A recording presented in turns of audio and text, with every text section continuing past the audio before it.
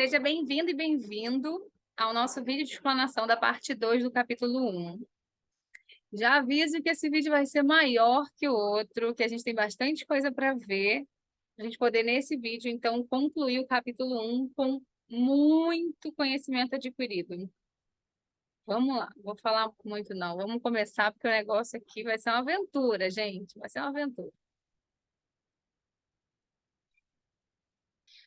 Bom, enquanto eu abro os slides, deixa eu falar uma coisa com vocês.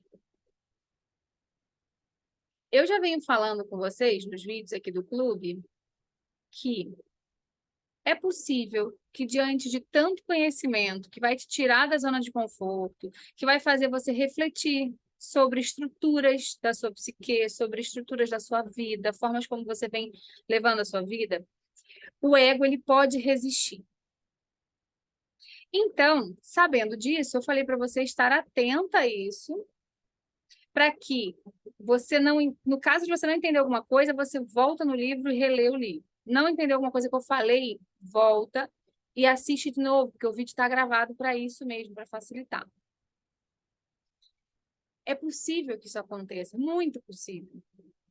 Sabe quando você está nebuloso um negócio, a pessoa está falando, você não está entendendo direito? Que volta e assiste, porque são as informações da sua mente com a nova informação se chocando e tentando chegar em uma clareza, tá?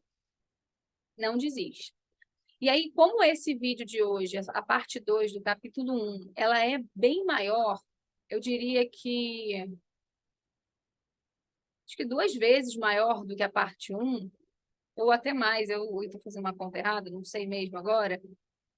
Eu sugiro que você ou vai direto comigo porque você gosta de quer assistir tudo mesmo e é isso aí, ou vai assistindo aos poucos, porque como o vídeo é gravado e vai ficar disponível para você, assiste no seu tempo, você escolhe. Porque como tem muitos conceitos, você pode querer assistir um pouco, fecha ali, conclui uma parte do capítulo, para, assimila, integra, amadurece o que foi falado, e aí você volta a assistir. Pode ser também, você que sabe. Tá? Então, vou compartilhar aqui.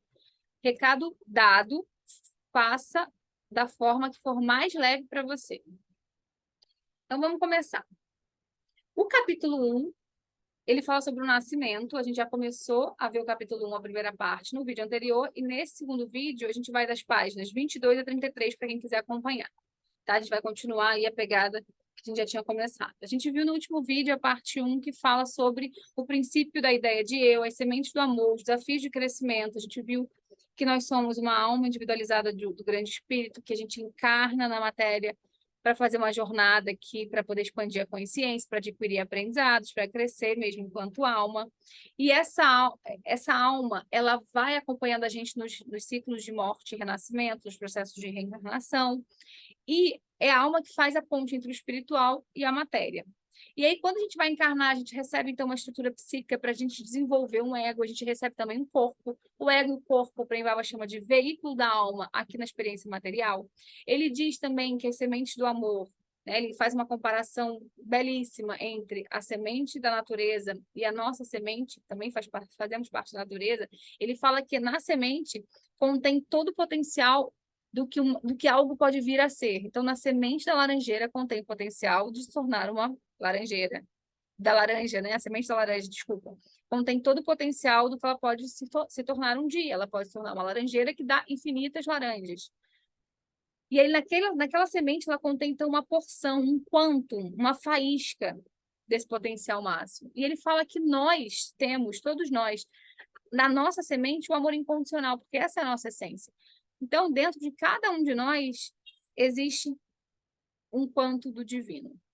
E ele diz que o divino, que é amor incondicional, tem infinitas formas de se expressar. E aí a gente introduz essa ideia de individualidade. A individualidade é a individualidade do divino.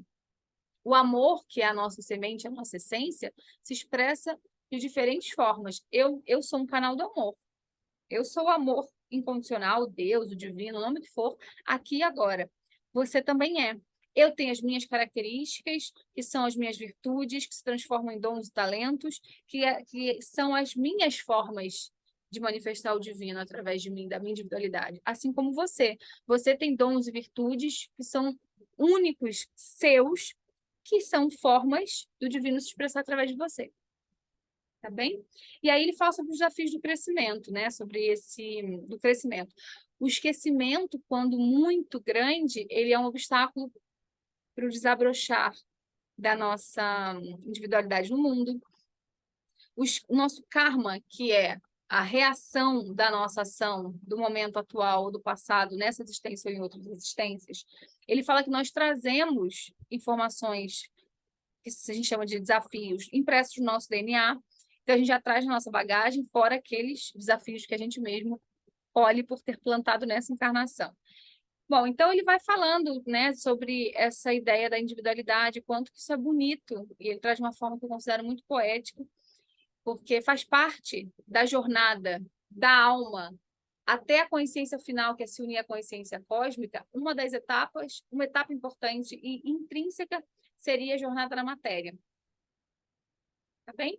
E aí, na parte 2, que é esse vídeo agora, a gente vai ver as influências externas, o esquecimento da visão, a contaminação pela educação, venenos para a consciência, repressão e negação. E aí a gente conclui o capítulo 1, que tem coisa pra caramba para a gente refletir. Vimos que existe um propósito interno da alma, um programa que nasce com a pessoa. Mas também existe um outro propósito que é o externo, um programa que é formado no decorrer da vida juntamente com o desenvolvimento do ego e através do contato com a sociedade. Esse programa que é elaborado com base em influências externas é o que chamarei aqui de programa do ego. Então, ele faz essa distinção entre programa do ego e programa da alma. O programa da alma é aquilo que nós trazemos na nossa sementinha, que é o amor incondicional, mas de uma forma individualizada, com nossas virtudes, com as nossas características únicas, que se desdobram em dons e talentos que a gente pode compartilhar com o mundo, que ele chama também de visão a ser compartilhada com o mundo. Cada indivíduo tem uma mensagem para trazer para o mundo, né, para o planeta quando encarna. Esse seria o programa da alma. Mas ele também diz que nós temos um programa do ego, que é formado nesse contato com a sociedade. Então, a gente traz um programa interno e a gente cria uma casca externa, que eles chamam de programa do ego. O programa do ego, além de depender dos fatores externos, também depende do karma, pois é ele que determina as condições nas quais a criança chega nesse plano. Dependendo das condições sociais, do nível de conhecimento, do desenvolvimento espiritual da família, a criança pode aprender determinadas lições, desenvolver determinadas habilidades e consolidar valores e virtudes da alma. Ao mesmo tempo, ela pode sofrer traumas e criar imagens, que são cenários psicológicos fixos ou congelados, e crenças limitantes que farão parte dessa programação. Olha que interessante.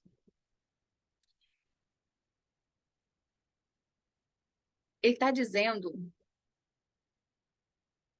dizendo que a possibilidade de uma criança crescer de uma forma saudável e poder expressar os seus dons e seus talentos únicos depende, sim, e também da forma como ela vai chegar nesse mundo.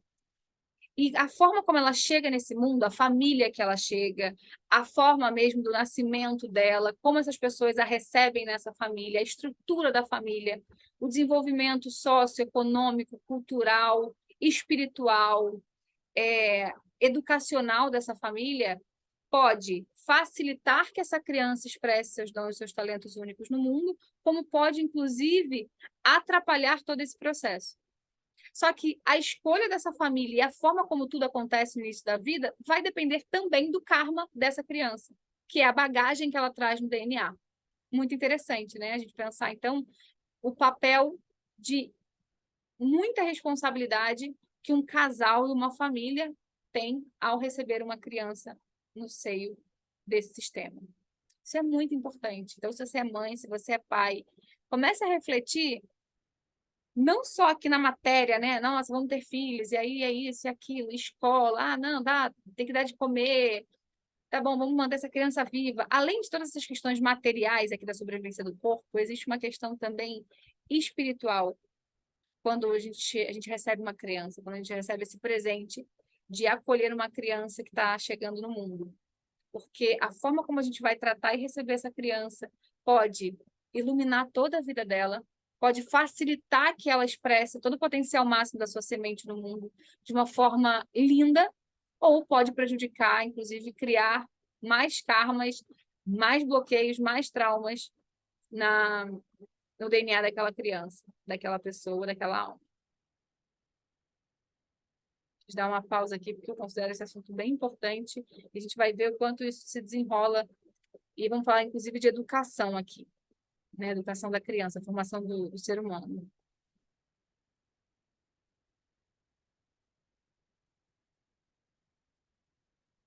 E aí ele traz, né, aproveitando ainda esse texto aqui, ele fala que a criança ela pode sofrer traumas e criar imagens e crenças limitantes que vão fazer parte da programação do ego. A gente sofre esses traumas, todos nós sofremos esses traumas na primeira infância, principalmente, e esses traumas eles congelam na nossa programação interna e a gente fica em looping, reeditando as cenas do passado, que são esses grandes traumas ou pequenos traumas que a gente viveu. E a gente fica reencenando esses traumas na nossa vida adulta. Porque esses traumas, eles ficam impressos na nossa programação interna, essa programação do nosso ego. E faz parte da jornada a gente lidar com esses traumas, superar e elaborar esses traumas para que a gente possa, em algum momento, expressar o programa da alma e não mais o programa do ego. Olha que legal. A casca da fruta, mais uma metáfora que eu considero bem legal. O propósito do ego, ou o propósito externo, é como a casca de uma fruta. É uma camada superficial que encobre o verdadeiro programa da alma. A casca, no entanto, também tem uma função. Ela serve como uma proteção para que o ego possa se desenvolver e construir o que for necessário para a sua experiência. Mas chega um momento que essa camada externa precisa ser retirada para que o verdadeiro propósito possa se manifestar plenamente. Da mesma forma que precisamos retirar a casca da fruta para saboreá-la, esse programa externo precisa ser removido para que o programa interno se revele.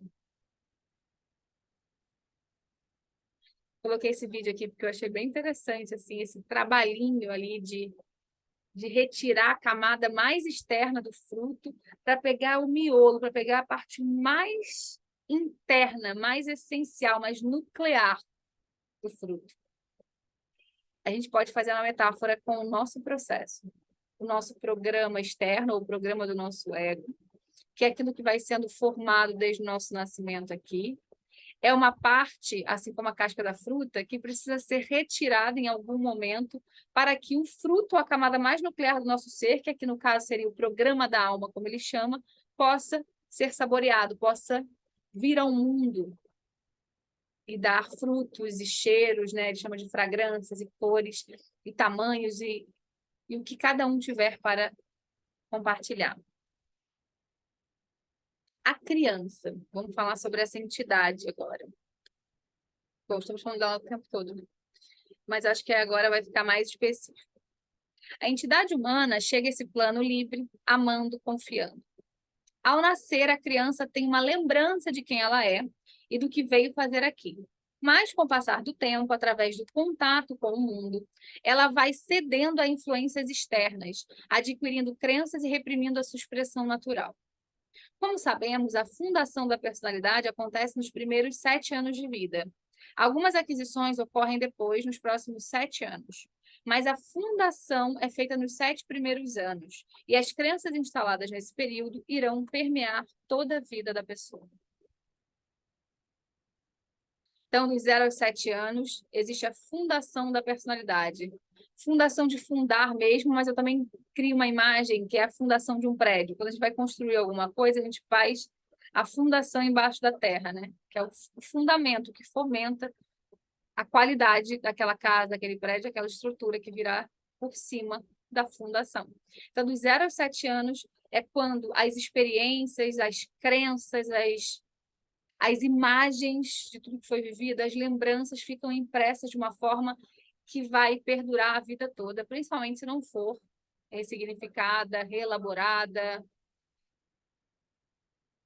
Ok? Então, mais uma vez, a importância da construção da criança, da forma como a gente recebe essa criança, da forma como a gente educa essa criança.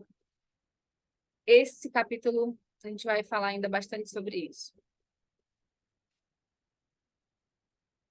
Então, logo cedo, a criança começa a se sentir carente e insegura. Ela começa a sentir ciúme, raiva e inveja. Isso não acontece por acaso, ela aprende isso com aqueles que estão ao seu redor, prioritariamente os seus pais, mas também com os educadores e os demais familiares próximos. Essas pessoas participam do processo de desenvolvimento da personalidade daquela alma. E, por ignorância, acaba transferindo para a criança suas misérias e suas carências. Com isso, é estabelecido um círculo vicioso no qual ignorância procria ignorância. Quando a criança começa a frequentar a escola e inicia uma vida social, ela recebe novos inputs, além dos que chegam através dos pais e dos familiares, sobre aquilo que supostamente é certo ou errado, sobre aquilo que ela deveria ser e fazer na vida, o que em geral não é o que ela gostaria de ser e fazer. Novos limites e regras são impostos, novas ideias, preconceitos, opiniões, crenças são transmitidas. É verdade que, para o seu próprio bem, o jovem precisa de limites e regras, mas ninguém ensina que determinadas regras precisam ser abandonadas, pois elas devem estar a serviço do desenvolvimento da consciência e não o contrário.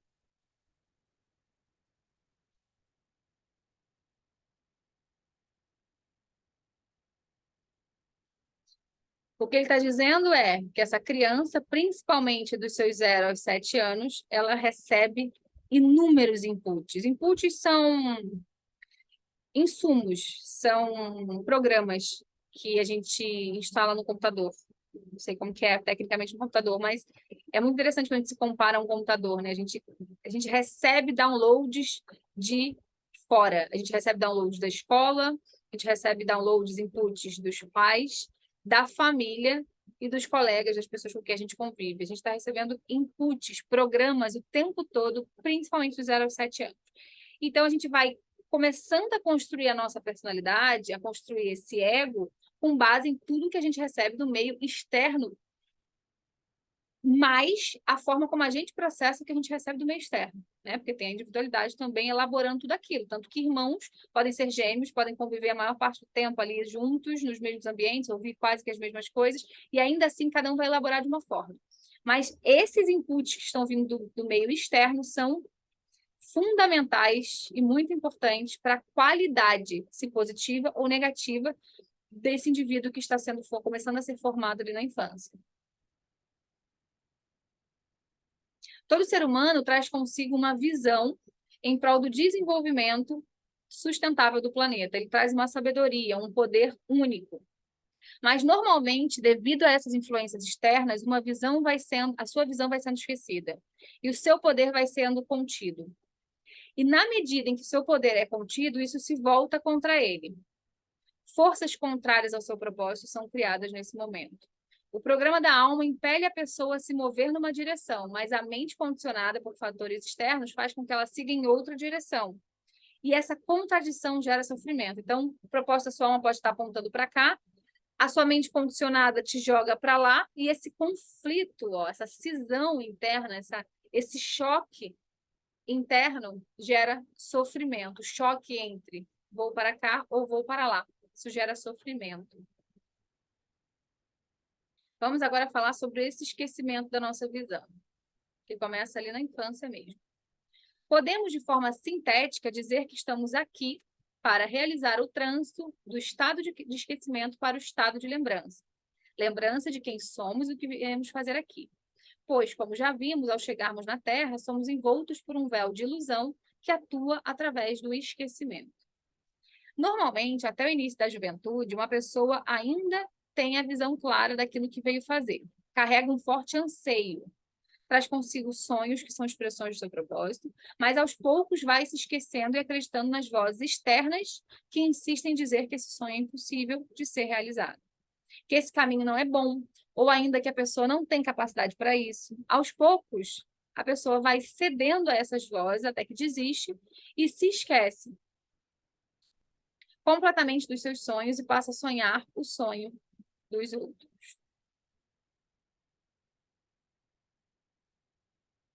Então, as vozes externas dos pais, dos educadores, dos colegas, da televisão, dos filmes, dos ambientes que essa criança está inserida, vão formando uma casca, vão formando essa personalidade, e isso pode, então, fazer com que ela se esqueça do que ela veio trazer para o mundo, que é o programa da alma dela. E aí ela vai desistindo, ela vai se sentindo cada vez menos capaz de fazer o que ela veio fazer aqui, porque a influência externa ela é tão grande, ela é tão forte, a criança ela ainda não está estruturalmente formada, fortalecida, né, para ser mais forte do que essa influência externa, portanto, ela acaba cedendo a esses programas externos e essas vozes que vêm de fora e acaba desistindo de colocar em prática o que veio fazer aqui de fato. Se você já teve a oportunidade de acompanhar o crescimento de uma criança, você sabe que ela nasce confiando e amando com toda a sua pureza. A criança que ainda não foi corrompida e contaminada pelas crenças e misérias dos adultos à sua volta, simplesmente segura na mão do pai e da mãe e vai com eles, sem saber para onde estão levando. Contudo, aos poucos, ela deixa de confiar. Começa a ser atingida pelo medo na forma da desconfiança e da insegurança, e pelo ódio na forma da raiva e da vingança. Então, quando pequenininha, a criança ela simplesmente confia, né? Tanto que a gente fica, não fale com estranhos, não coma o que algum estranho te der, não dê informações. Por quê? Porque a criança ela não tem a noção ainda de perigo, ela ainda não tem o medo. Ela confia, porque ela é pura, ela ainda não teve a instalação dos programas de como lidar aqui na matéria, no dia a dia, nessas questões duais que existem. Então, a criança está livre, ela confia no pai e na mãe, não sabe para onde que vai, o que vão fazer, porque ela se entrega completamente a esse pai e essa mãe, que são as figuras, a princípio, de proteção e de segurança, ou deveriam ser. E vamos falar sobre os mecanismos de defesa, então, que surgem do início desse ódio, dessa vingança, dessa insegurança que começa a surgir ali na criança. Por que isso acontece? Porque ensinam isso para ela. Desde cedo, a criança que não foi corrompida. Isso. Contudo, aos poucos, ela deixa de confiar. Por que ela deixa de confiar? Vamos ver isso agora. Por que acontece isso? Ela deixa de confiar, porque ensinam isso para ela. Desde cedo, a criança aprende que é uma vítima das circunstâncias externas, e com isso também aprende que precisa se defender. Aos poucos, vai criando os mais variados mecanismos de defesa e adquirindo crenças e condicionamentos limitantes. Tais mecanismos são limitantes porque, ao mesmo tempo em que servem para a proteção, geram separação e esquecimento. Os muros que você constrói ao seu redor para se proteger são os mesmos que o mantêm isolado do mundo. Então, aqui uma ilustração, né, de uma pessoa se defendendo e criando muros que a separam do resto do mundo. Por quê? Porque ela aprendeu na infância que precisava se defender. Então, ela criou os seus próprios mecanismos de defesa. Esse conjunto de mecanismos de proteção e esquecimento constitui o que costumo chamar de natureza inferior, eu inferior ou ainda maldade. Isso que conhecemos como maldade nada mais é do que um conjunto de mecanismos de defesa que o ser humano desenvolve desde cedo na vida para se proteger da dor, dos choques de humilhação, rejeição e exclusão. Ao falar da maldade, eu não estou me referindo ao comportamento exclusivo dos criminosos e corruptos, pois todos nós sofremos choques dessa natureza. Portanto, todos nós carregamos um tanto de maldade, e quanto mais maldade uma pessoa manifesta, mais dor ela carrega no seu sistema. É interessante a gente pensar que existe, então, uma razão para as pessoas agirem como elas agem. Aquelas pessoas que a gente rechaça. Vou parar de compartilhar aqui. É interessante a gente pensar, então, nesse início da vida de qualquer pessoa e em todos os mecanismos de defesa e de proteção que a criança ela cria ali na primeira infância para poder se proteger, porque é a forma como ela aprende a lidar com o mundo, né? Através do medo, ela aprende que você se defender das outras pessoas, ela cria, então, um distanciamento do mundo e das outras pessoas. É interessante a gente pensar, então, que aquilo que a gente chama de maldade pode ser, na verdade, o conjunto de mecanismos de defesa que uma pessoa aprendeu na sua infância a criar, que é a forma que ela aprendeu a sobreviver. E isso traz para a gente uma clareza e uma expansão de consciência para a gente parar de julgar as outras pessoas, até mesmo aquelas que são os bodes expiatórios da sociedade, né? Que são aquelas que levam esses mecanismos de defesa a um extremo, que cometem crimes, que fazem coisas que a gente condena, né, a princípio. Mas se a gente começa a entender o que está por trás de tudo isso, a gente para de julgar o indivíduo e julga somente o comportamento da pessoa. O comportamento, sim, precisa ser julgado, condenado, equilibrado de alguma forma, né, reparado, isso sim. O comportamento ele não pode ser aceito. O comportamento disfuncional ele precisa ser reparado, ele não pode ser abrandado. Agora, a pessoa, ela não pode ser julgada. Você não precisa criar esse tipo de veneno no seu coração. Porque quanto mais você estuda e quanto mais você compreende como que o ser humano funciona, e o que leva uma pessoa a agir da forma que ela age, o que faz você agir da forma que você age, você começa a criar compaixão e sabedoria para não julgar as coisas como elas são e as pessoas como são, e sim o comportamento das pessoas.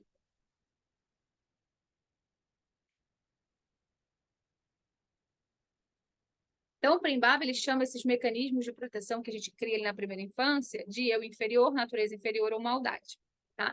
E ele diz, então, que quanto mais maldade uma pessoa manifesta, mais dor ela carrega.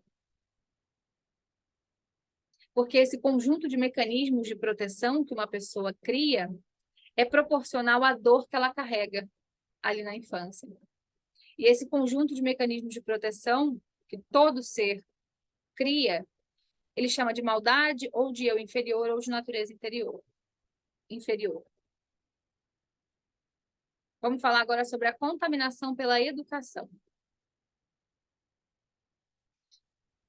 que é um tema que eu considero também bem importante, como todos do livro, né? Já falei para vocês que eu sou encantada por esse livro, porque esse livro resume o que eu sempre percebi, senti e fui aprendendo nas minhas buscas, e eu vejo que ele resume a história toda. Então, acho que é muito importante a gente começar por ele mesmo e depois ir aprofundando em outros livros importantes também. Bom, obviamente, a educação tem um papel fundamental na formação da personalidade infantil e também no processo de expansão da consciência humana. Através da educação, é possível facilitar ou dificultar esse processo. Por isso, nós precisamos dar a devida importância para esse tema. Na minha visão, ele diz, somente através da educação nós poderemos fomentar a transformação necessária para salvar o nosso planeta, que se encontra em processo de degradação. Mas para que uma mudança significativa aconteça no mundo, nós precisamos realizar uma grande reforma na educação, e essa reforma começa por nós adultos. Olha o que ele está introduzindo. A gente fala bastante, ouve falar, e concorda provavelmente com o fato de que a educação vai mudar a nossa sociedade. Só que a educação, sem uma reforma íntima nos adultos que são os educadores, não adianta de nada, porque é só a perpetuação do mesmo sistema, da mesma visão de mundo, da mesma forma de agir, as coisas se perpetuam. Se não houver uma reforma nos adultos que passam as informações adiante, que formam novos indivíduos, crianças que se tornarão adultos, a gente perpetua o mesmo tipo de educação. Ele vai falar sobre isso também, e eu também concordo com isso muito. O processo de educação das nossas crianças deve começar através da reeducação do nosso eu inferior. Somente assim teremos de fato algo para dar. Caso contrário, isso que chamamos de educação continuará sendo somente uma reação ao passado, somente uma projeção das nossas dores infantis. Projetamos nossas mazelas nas crianças e queremos fazer delas aquilo que acreditamos ser o melhor. Mas nem sempre temos razão quanto ao que é o melhor, justamente porque trata-se de uma crença. Aquilo que você acredita ser o melhor para uma criança, porque você acredita ser o melhor mesmo, porque foi a forma que você aprendeu, é só um ponto de vista, entende? Não é verdade absoluta. Ou seja, a crença é uma imagem rígida a respeito de alguma coisa ou de alguém. A crença ela é construída a partir de situações negativas do passado. Isso significa que algo deu errado. Alguma coisa te machucou e você passou a acreditar que a vida é sempre assim. Trata-se de uma generalização. E, gente, generalização sempre é burra. Sim. A massa, a generalização sempre é burra mesmo. Ignorante. Quantas frases... Vamos conversar. Quantas frases generalistas você fala ao longo de um dia? Todo político é corrupto. Toda mulher é burra. Todo homem trai. Todo homem é safado. A vida é difícil. Dinheiro é difícil. Os ricos, todos os ricos são ladrões, corruptos. Quantas crenças generalistas que colocam todo um grupo ou toda uma parte da sociedade, da humanidade, ou toda a humanidade no mesmo saco? Toda generalização é somente uma criação de um ponto de vista, e os pontos de vista nos limitam muito. Então, a educação sem uma reforma íntima vai ser apenas a perpetuação do mesmo sistema que a gente vê aqui. Porque se a gente não reforma intimamente os adultos, como a gente quer que as crianças se tornem novos adultos que criarão uma nova sociedade ali para frente? Não existe. Porque se o mesmo sistema, o mesmo conjunto de regras, de crenças, de pontos de vista, eles vão sendo passados adiante, a gente vai perpetuando a mesma forma de viver, de ser e de agir. Então, precisa, como ele traz aqui, a reforma dos adultos para que então haja uma reforma na educação. Quando a gente fala sobre isso, fica até óbvio, né? Mas isso precisa ser dito, isso precisa trazer para a consciência. Então, a gente fica sempre projetando as mesmas mazelas nas nossas crianças, que se tornarão adultos, que farão as mesmas coisas que nós passamos para eles, e assim o negócio não para nunca. Só olhar para a forma como a gente conduz a nossa vida há milhares de anos. As coisas melhoram um pouquinho, outras pioram um pouquinho, mas fica tudo ali na mesma. É sempre aquela zona ali. Perceba. Os saltos que se tem, quando se tem, na verdade, são muito pontuais. Bom, então eu coloquei aqui uma ilustração, né? Tem uma pessoa que está passando uma informação adiante. Essa pessoa, ela pode ser um professor, ela pode ser um pai, pode ser uma mãe, pode ser um educador, pode ser um irmão mais velho, o que for. É um ser humano que está plantando ideias, plantando programas em novas mentes, em novas pessoas. Então, a visão de mundo desse que passa a informação é perpetuado na visão de mundo que está sendo instalada na mente dessas pessoas que recebem, dessas crianças, que se tornarão adultos um dia e passarão essa visão de mundo para novas crianças, e assim a gente perpetua o ciclo e não sai nunca da bolha de doença, sofrimento, escassez, vitimização, e assim a gente vai, e assim a gente vai. Percebe se não é assim? É só a gente abrir os olhos para ver o que acontece. Nossa família, na nossa vida, na sociedade. Portanto, temos um grande desafio pela frente. Precisamos curar as nossas mazelas para que possamos educar os nossos filhos adequadamente. Porque se continuarmos agindo com base nos nossos traumas do passado, permaneceremos sabotando o desenvolvimento das nossas crianças e as desviando do seu caminho natural, que é o seu propósito de vida.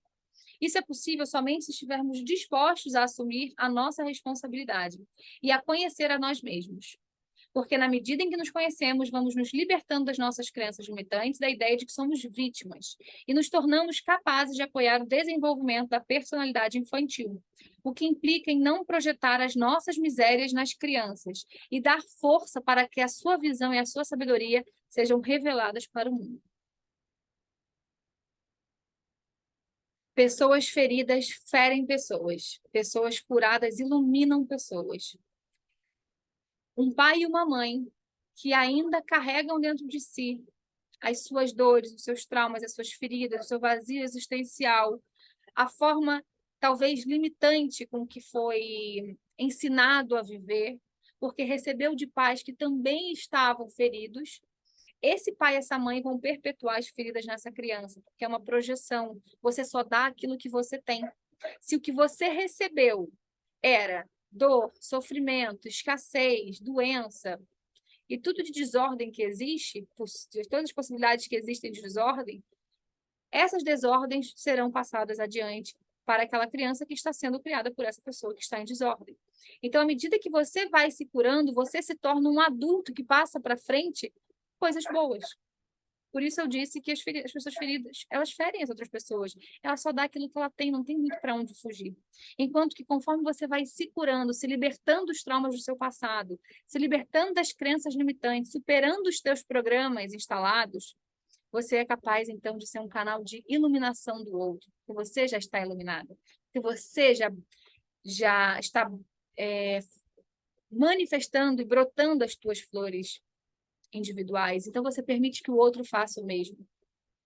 Então, é lindo esse processo, né? Se torne pai e mãe, educador, o que for que você seja, se torne um adulto iluminado, que ilumina a si mesmo, portanto, você ilumina tudo ao redor, inclusive as crianças. Precisamos abrir mão da necessidade de ter as nossas expectativas e carências supridas através dos nossos filhos, pois essa é a raiz do problema. Sei que não é uma tarefa fácil, pois é muito difícil não repetir padrões e não impor pontos de vista para uma criança. Não conhecendo a si mesmo e não tendo consciência das suas próprias carências e limitações, inevitavelmente você vai querer formatar a criança de acordo com as suas expectativas. Se você foi muito machucado, desapontado e humilhado, é muito provável que, estando numa posição de poder e autoridade, perante a criança, você se perca e queira abusar desse falso poder. Dessa maneira, você acaba reeditando o seu passado no momento presente, o que significa que você repete essa história através da criança e transmite para ela as suas misérias. Uma pausa, um momento de silêncio para esse trecho. É isso ou não é, gente? Vamos ser sinceros. Quantas vezes... Momento, pausa para conversarmos. Se você é mãe, é pai, se você já teve a oportunidade de estar na presença de uma criança, numa situação ali em que você ficava numa figura de autoridade, você estava cuidando dela temporariamente, né? Os pais te deram passaram um bastão para você num momento específico ali. Você já percebeu que você agiu com a criança da mesma forma como agiram com você? Que você gritou com ela no momento de impaciência, assim como fizeram com você no passado? Eu não tenho filhos, pelo menos ainda não. E eu já me peguei tendo o mesmo comportamento que eu tanto julguei nos meus pais. Eu me vi fazendo isso num relacionamento com uma outra pessoa. Eu estou pegando esse meu exemplo, mas você pode encaixar isso nas crianças ou na sua vida, nos outros relacionamentos mesmo. A gente repete o que nós absorvemos. Nós educamos ou nós agimos por memória. A forma como nós fomos tratados lá atrás, inevitavelmente, é replicado quando nós estamos nesse lugar. Por quê? Porque é a única forma que a gente sabe. Então, se você não busca se conhecer, não busca ressignificar o seu passado, não busca novas formas de ser pai, novas formas de ser mãe, novas formas de ser esposa, marido, funcionário, empresário, irmã, filha, o que for, você vai só repetir os programas dos seus ancestrais, da forma como você foi criada ou criado. Esse trecho aqui é lindo. Vamos seguir. E o que a gente está fazendo aqui é criando consciência. Parabéns, parabéns mesmo. Parabéns aí para nós. Não fazemos mais do que a nossa obrigação, mas é isso. Parabéns para nós. Vamos reconhecer a nossa coragem, a nossa humildade de se permitir sermos diferentes, de nos permitirmos questionar a nossa forma de ser, de fazer e de agir e de estar no mundo. Parabéns para nós. A projeção das nossas carências e funcionamentos nas nossas crianças é uma das bases que sustentam a miséria humana. Dessa forma, temos sido canais de um poder destrutivo que age promovendo o esquecimento do propósito maior da vida. A criança tenta ser feliz da maneira como ensinamos que deve ser, mas ela nunca se sente encaixada, nunca se sente realmente confortável. Desde cedo, a criança é tomada pelo esquecimento e passa a carregar um vazio existencial do qual, até certo estágio, não tem consciência. Foi mal. Cadê o... Todos nós carregamos um vazio existencial. que vem da nossa infância. Todos nós carregamos esse vazio existencial. E a gente vai ver ao longo do livro as formas que nós buscamos de preencher esse vazio existencial de uma maneira inútil, porque nós tentamos preencher o vazio existencial com coisas que não podem preencher o nosso vazio existencial. Nós vamos ver isso. Perdida no esquecimento, a criança acredita que esse vazio, do qual inconscientemente está sempre tentando fugir, será preenchido com algo que está fora dela. Crê que a sua felicidade depende de circunstâncias externas, ou seja, de outras pessoas ou de bens materiais. Assim, acaba desenvolvendo a crença de que a felicidade ela pode ser comprada. Acredita que se tiver bastante dinheiro, além de comprar tudo que deseja, pode dominar o outro, fazer com que ele faça e dê aquilo que ela espera. Olha como isso tudo é rico que a gente está vendo aqui. A gente está começando a entender as fundações não só do ser humano, mas de como a sociedade funciona, de como as empresas funcionam, de como o mercado funciona. Quem trabalha com marketing sabe onde mexer em cada um de nós para nos engatilhar a comprar algo, para preencher algum vazio, para aliviar alguma dor. Ou vocês acham que as pessoas são ingênuas? Vamos começar a acordar para o funcionamento da engrenagem total, de como tudo funciona na sua vida individual, mas na sociedade. As pessoas que trabalham com marketing, elas sabem como tudo isso funciona. Elas querem te proporcionar momentos pontuais de prazer, ou elas querem sanar as suas dores. É assim que o marketing funciona. O marketing, ele sabe como o ser humano funciona. Então, entender isso aqui é também descolar da Matrix, para que você possa fazer escolhas conscientes e não escolhas que são, na verdade, repetições de dores do seu passado, né? Comprar algo, estar num relacionamento, fazer uma projeção de futuro, estabelecer a sua vida, a sua rotina com base no seu coração ou com base em alguma dor que você está tentando preencher. Essa diferenciação só é possível com autoconhecimento, que é o que a gente vem fazendo aqui. O nosso sistema educacional está baseado nisso, ensinar a criança a ganhar dinheiro e a ter poder. Justamente porque na fundação da nossa sociedade existe a crença de que dinheiro é sinônimo de felicidade. Nada pode ser mais ilusório do que isso. E é por causa dessa grande ilusão que a depressão se tornou a doença do século e que nos tornamos dependentes de remédios para dormir e atenuar a ansiedade. Estamos criando uma humanidade dependente de terapia. Então, esse esqueminha, né? A gente acredita que o dinheiro e tudo que ele pode proporcionar vai preencher o nosso vazio existencial e o poder, a mesma coisa. Existe uma diferença entre o poder do teu espírito, o poder da tua alma, do teu coração, o teu poder como filho da fonte criadora, e existe um poder ilusório, tá? O poder do ego. São poderes diferentes. Quando eu joguei poder para procurar uma imagem, me vinha o poder positivo, de uma pessoa se superando, de uma pessoa dona de si mesma. Esse é o poder positivo.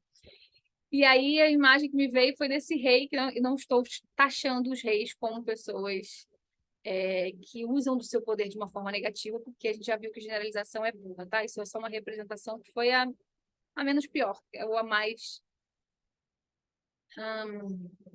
próxima aí do que eu queria trazer, a representação do poder. Mas saiba que existem tipos diferentes de poder.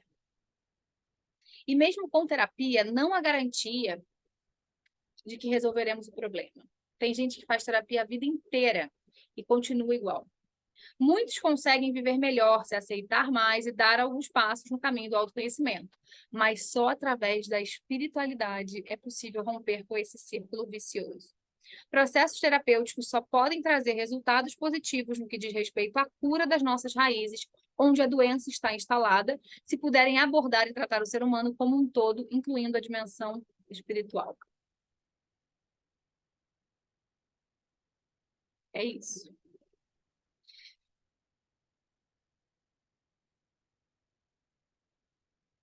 E mesmo com terapia, não há garantia de que resolveremos o problema. Tem gente que faz terapia a vida inteira e continua igual. Muitos conseguem viver melhor, se aceitar mais e dar alguns passos no caminho do autoconhecimento. Mas só através da espiritualidade é possível romper com esse círculo vicioso. Processos terapêuticos só podem trazer resultados positivos no que diz respeito à cura das nossas raízes, se puderem abordar e tratar o ser humano como um todo, incluindo a dimensão espiritual.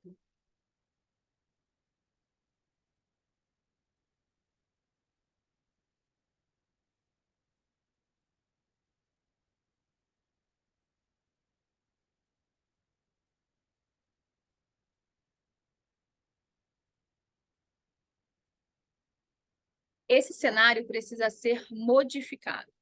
Caso contrário, seguimos procriando a miséria.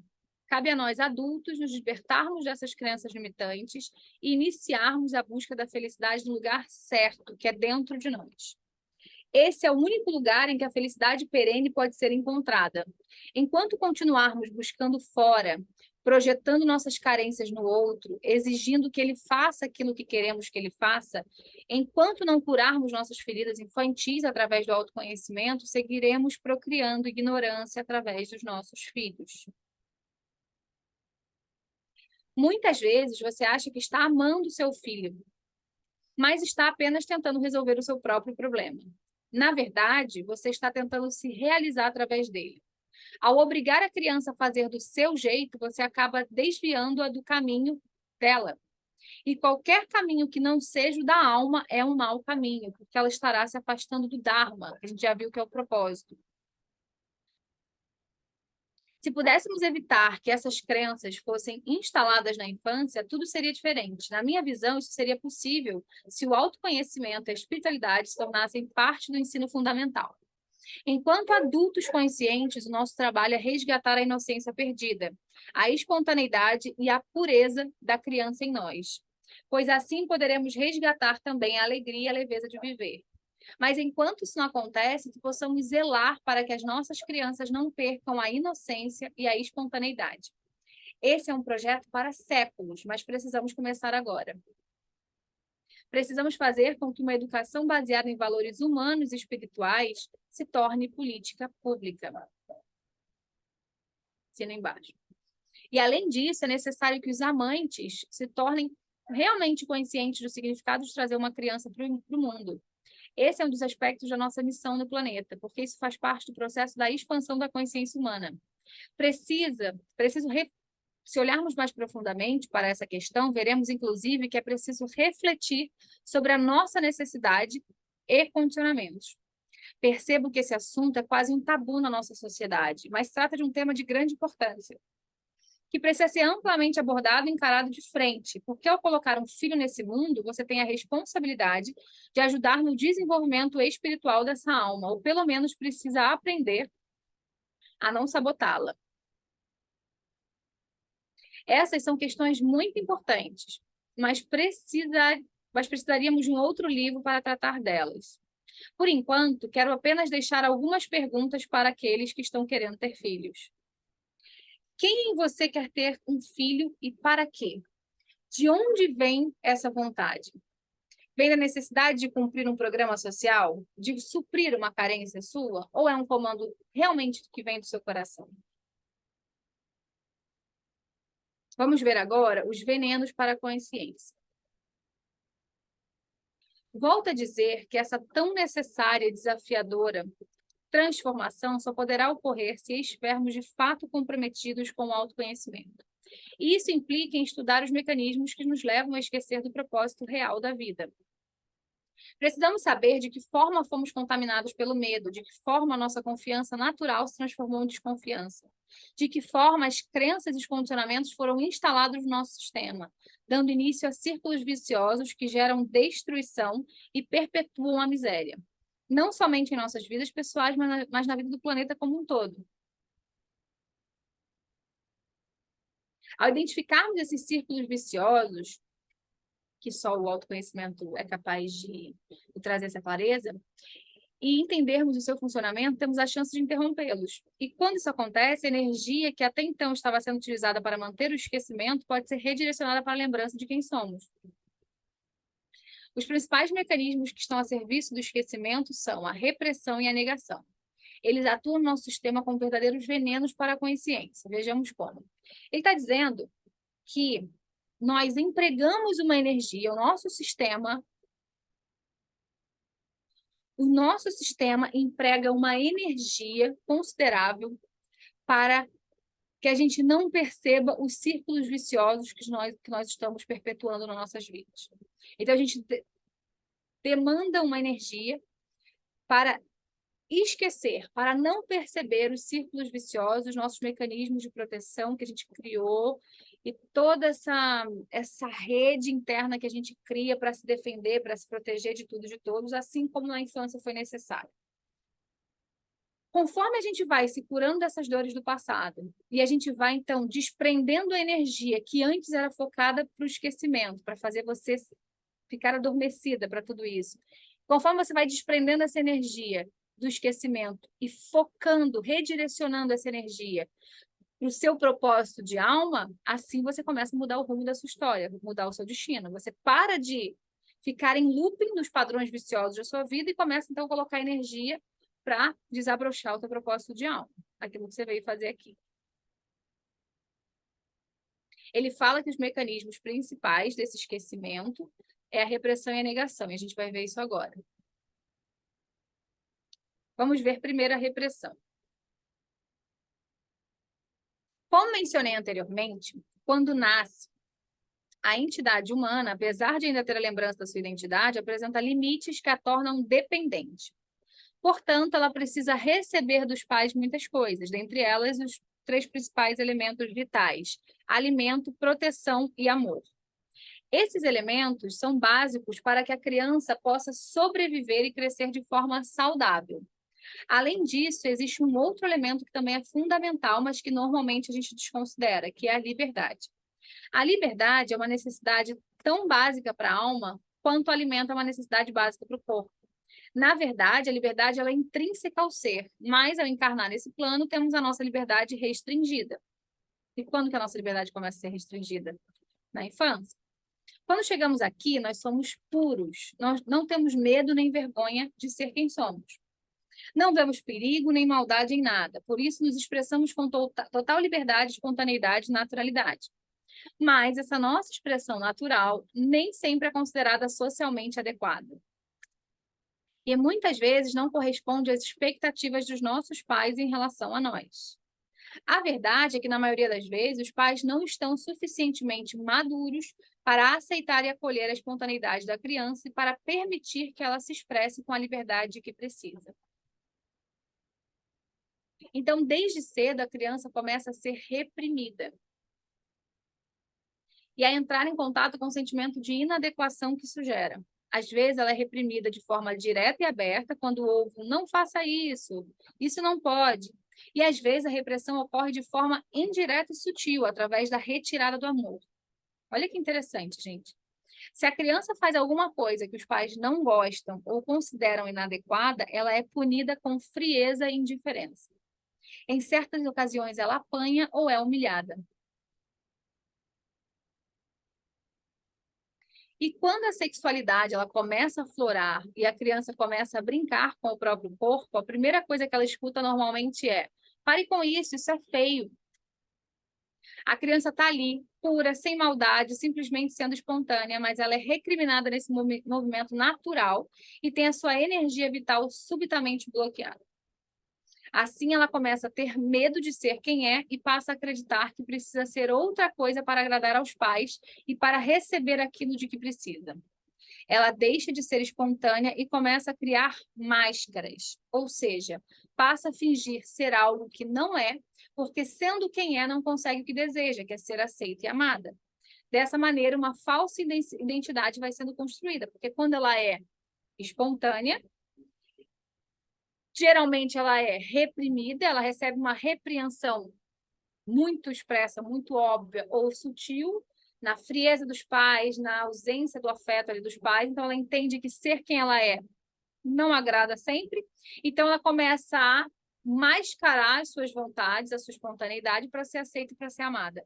E aqui começa a criação da nossa falsa identidade, das nossas máscaras. A espontaneidade vai dando lugar à estratégia, o que significa que ela deixa de fazer aquilo que seu coração determina e passa a fazer aquilo que agrada aos outros. Ela deixa de ouvir a voz do coração e passa a ouvir apenas a mente. A razão vai se sobrepondo à intuição, porém, razão sem intuição é o mesmo que um pássaro sem asas. Ao agir puramente com base na razão e no raciocínio, você se torna uma máquina. E ao agir apenas com base no sentimento e no instinto, você se torna um animal. A intuição une pensamento e sentimento, raciocínio e instinto. A intuição nos aproxima daquilo que nos define como seres humanos. Compreenda que não estou dizendo que a mente e a razão devam ser ignoradas. Na verdade, a mente é um poder do ser, mas esse poder tem sido muito mal utilizado. Na atual fase da nossa jornada evolutiva, a mente encontra-se completamente desgovernada, criando dificuldades e obstáculos para o desenvolvimento da consciência humana.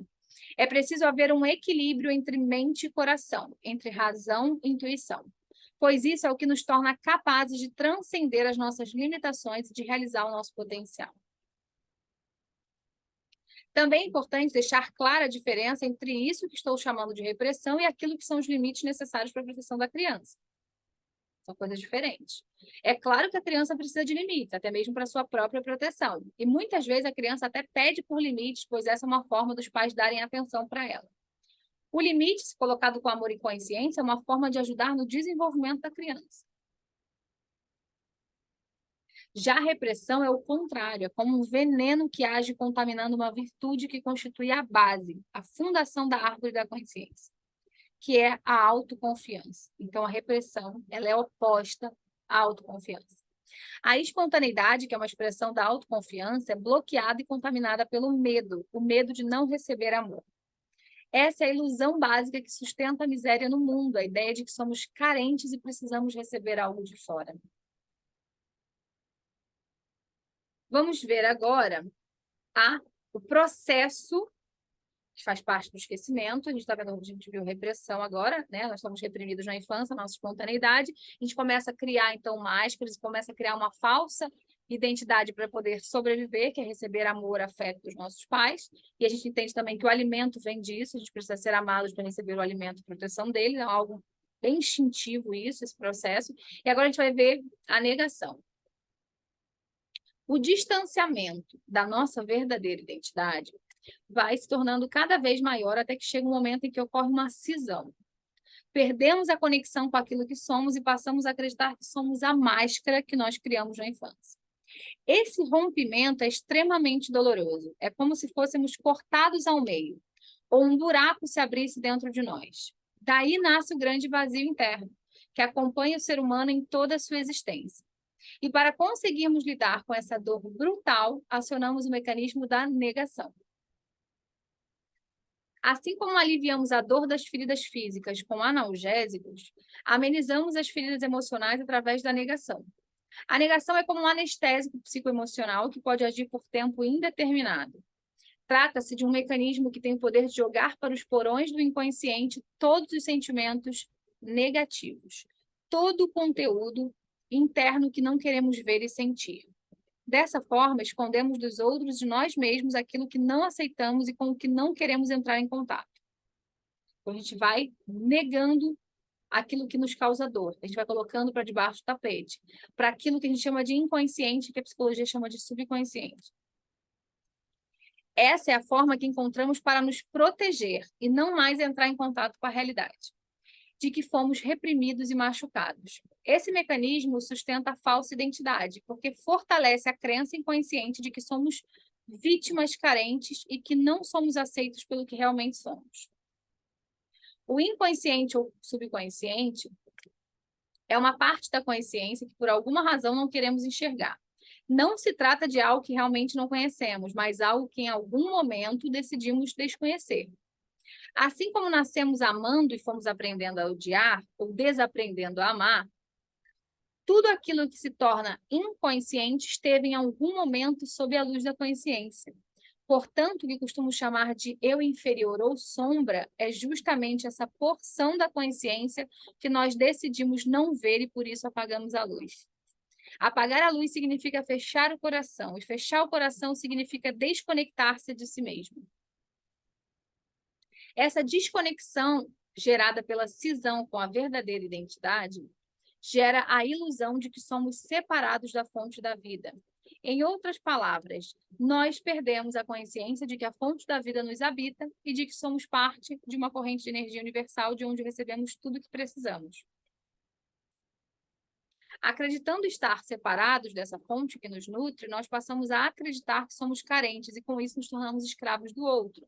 Perceba as dinâmicas dos seus relacionamentos e no mundo. Você se sente carente, nós nos sentimos carentes porque nós temos vazios existenciais, nós estamos carentes de sermos nós mesmos, porque foi o mecanismo lá na infância que a gente aprendeu para a nossa sobrevivência e para nos protegermos das dores e das nossas feridas emocionais. Então, essa carência faz com que a gente consuma de fora para tentar preencher um vazio dentro, que a gente espera que o outro nos dê esse amor, que o outro preencha o nosso vazio, que aquilo que eu compro com o meu dinheiro, aquilo que eu como, possa preencher o meu vazio existencial, a minha carência, a minha falta. Carência e falta de alguma coisa. Mas essa falta não pode ser preenchida por nada fora e nem ninguém, a não ser por você mesmo. A gente vai entendendo isso ao longo da leitura. Nós temos a fonte do amor dentro de nós, mas acreditamos que precisamos receber esse amor de alguém. A negação dos aspectos sombrios da personalidade é talvez a principal causa da miséria humana. Os sentimentos negados funcionam como âncoras que impossibilitam a ascensão. Aquilo que você resiste a ver persiste na sua vida. As mágoas e os ressentimentos que carregamos, mesmo que inconscientemente, nos mantêm prisioneiros da ilusão de separação.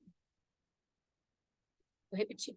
As mágoas e os ressentimentos que carregamos, mesmo que inconscientemente, nos mantêm prisioneiros da ilusão de separação, distorcendo a percepção da realidade e impedindo que manifestemos o nosso poder na forma dos nossos dons e talentos. As mágoas e os nossos ressentimentos nos mantêm presos como âncoras, impedindo que os nossos dons e os nossos talentos se expressem no mundo e traga presentes para o mundo. Dessa maneira, somos impedidos de alcançar o propósito maior, que é a lembrança de quem somos e do que viemos fazer aqui.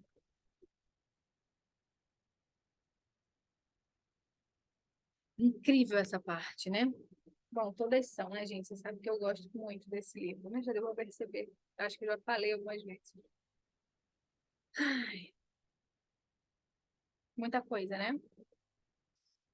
As nossas mágoas, os nossos ressentimentos funcionam como âncoras que nos mantêm presos no esquecimento, presos na ilusão, presos na carência, presos no esquecimento da nossa verdadeira missão, do nosso propósito, da nossa real identidade, que impede que a gente desabroche os nossos dons, os nossos talentos de forma livre no mundo.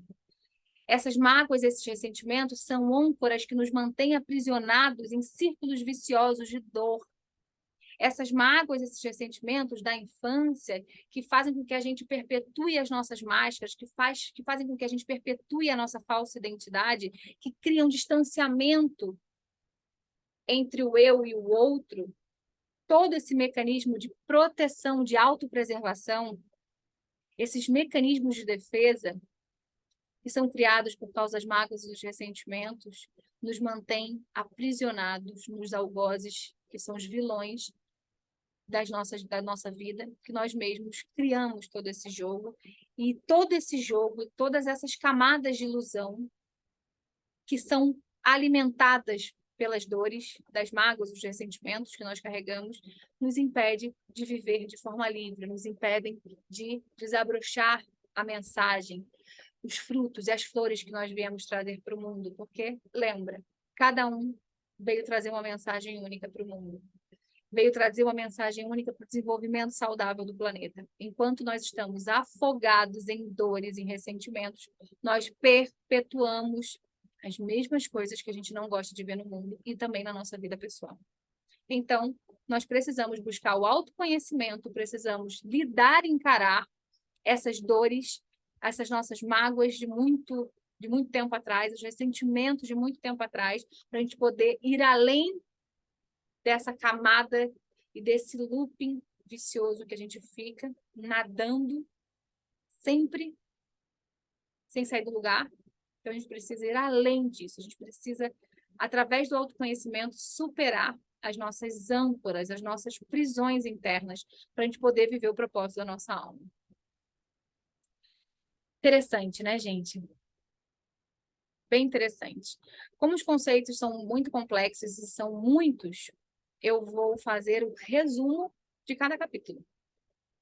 Me veio isso, de criar uma explanação somente com o resumo do capítulo, para a gente relembrar todos os conceitos. Um resumão, assim.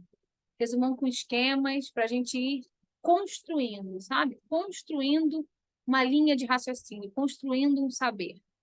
Então, saibam que ao final de todos os capítulos vai haver o resumão, a explanação do resumão, tá?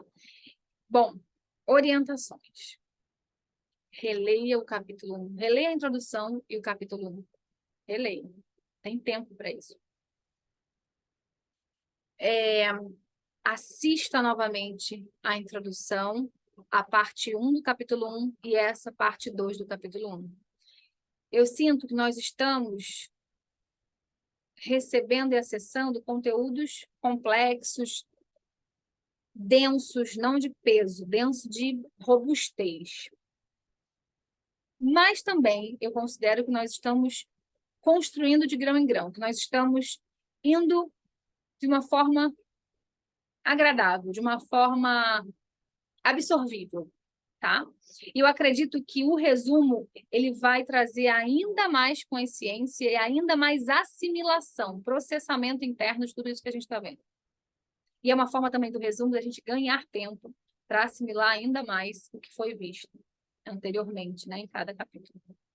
Tá? Então, releia, assista novamente, bota na velocidade que você quiser, depois volta e assista na velocidade normal. Eu não sei o que você vai fazer. Você vai encontrar o seu jeito, eu tenho certeza. Mas você não pode se dar por garantido ali o conhecimento e a integração do conhecimento, que é mais importante, é um estágio posterior ao conhecimento, é você integrar aquilo no seu dia a dia e passar a viver aquele conhecimento, que isso é um outro estágio. Só a repetição vai trazer isso, ok?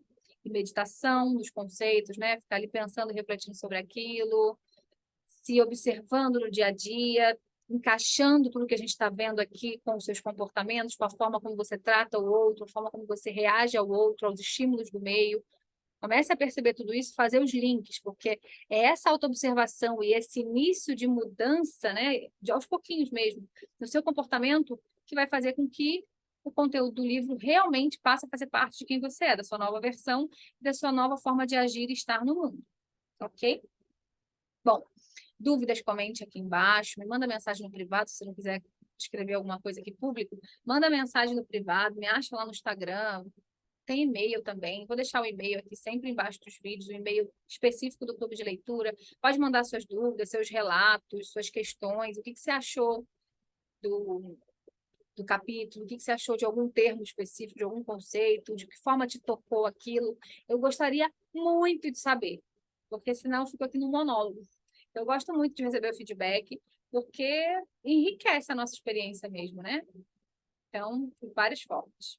Então, eu espero sua curtida aí para poder engajar e chegar em mais pessoas. Comenta mesmo se você sentir no seu coração de trazer algo, um apontamento aí, né? Trazer alguma questão acerca do que você viu nesse vídeo e nos outros também. Me manda mensagem ou comenta ou manda e-mail e a gente vai se falando, tá? Não deixe de assistir tudo novamente. Gratidão. Um beijo.